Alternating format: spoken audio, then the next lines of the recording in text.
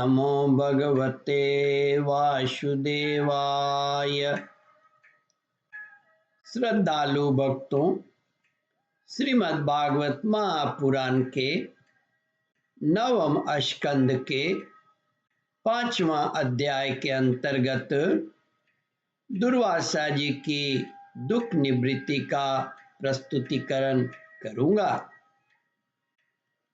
इसके पूर्व जहां तक आप कथा श्रवण कर चुके हैं उसके आगे का प्रस्तुतिकरण करता हूं।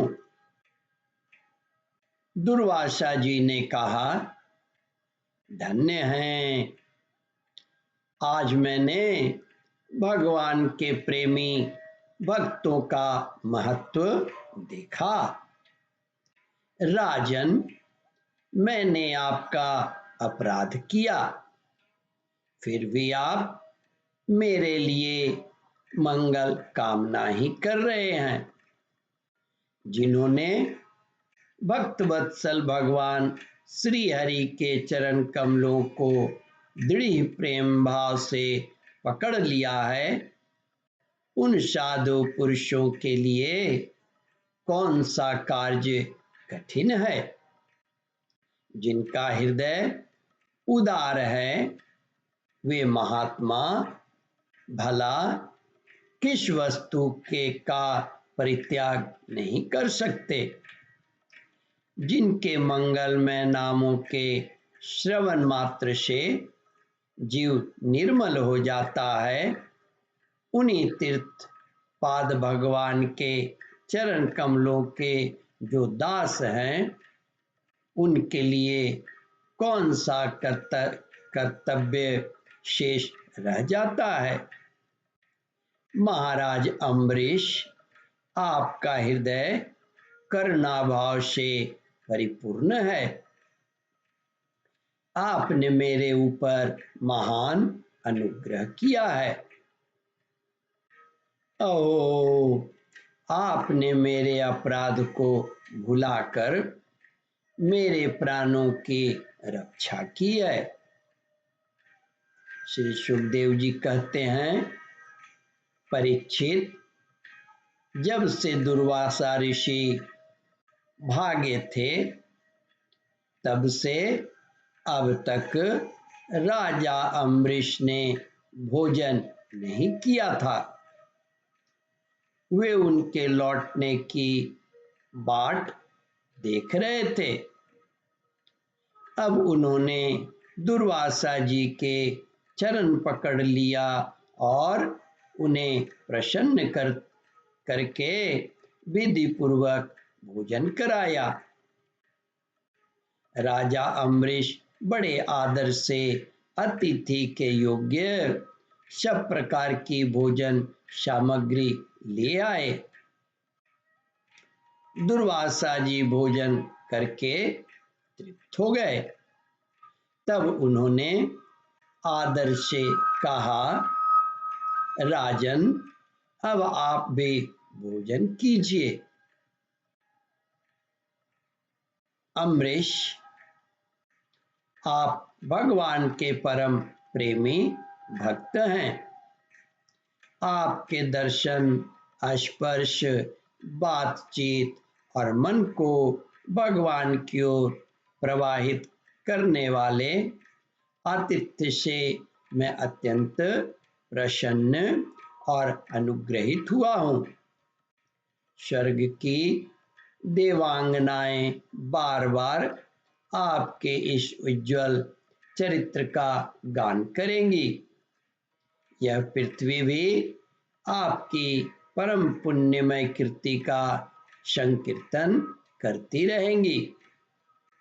श्री सुखदेव जी कहते हैं, परीक्षित, दुर्वासा जी ने बहुत ही संतुष्ट होकर राजा अम्बरीश के गुणों की प्रशंसा की और उसके बाद उनसे अनुमति लेकर आकाश मार्ग से उस ब्रह्मलोक की यात्रा की जो केवल निष्काम कर्म से ही प्राप्त होता है। परीक्षित, जब सुदर्शन चक्र से भयभीत होकर दुर्वासा जी भागे थे, तब से लेकर उनके लौटने तक 1 वर्ष का समय बीत गया था। इतने दिनों तक राजा अम्बरीश उनके दर्शन की आकांक्षा से केवल जल पीकर ही रहे। जब दुर्वासा जी चले गए, तब उन्होंने भोजन से बचे हुए अत्यंत पवित्र अन्न का उन्होंने भोजन किया। अपने कारण दुर्वासा जी का दुख में पड़ना और फिर अपनी ही प्रार्थना से उनका छूटना, इन दोनों बातों को उन्होंने अपने द्वारा होने पर भी भगवान की ही महिमा समझा। राजा अम्बरीश में ऐसे ऐसे अनेकों गुण थे। अपने समस्त कर्मों के द्वारा वे परब्रह्म परमात्मा श्री भगवान में भक्ति भाव की अभिवृद्धि करते रहते थे।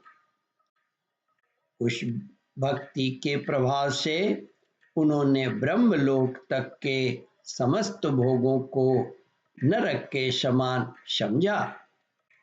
तदंतर राजा अम्बरीश ने अपने ही समान भक्त पुत्रों पर राज्य का भार छोड़ दिया और स्वयं वे वन में चले गए।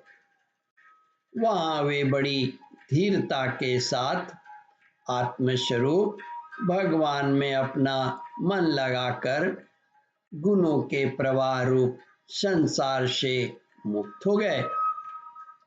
परीक्षित, महाराज अम्बरीश का यह परम पवित्र आख्यान है। जो इसका संकीर्तन और स्मरण करता है, वह भगवान का भक्त हो जाता है। ओम परमात्मने नमः। श्रद्धालु भक्तों, इस कथा को ध्यान पूर्वक श्रवण, मनन और इसका चिंतन करें। इस कथामृत का रसास्वादन अपने बंधु बांधवों को भी करावे। इस वीडियो को शेयर और सब्सक्राइब करें। ओम परमात्मने नमः। श्रद्धालु भक्तों, यहाँ पर 5वां अध्याय समाप्त होता है। इसके आगे 6ठा अध्याय प्रारंभ करूंगा। ओम नमो भगवते वासुदेवाय।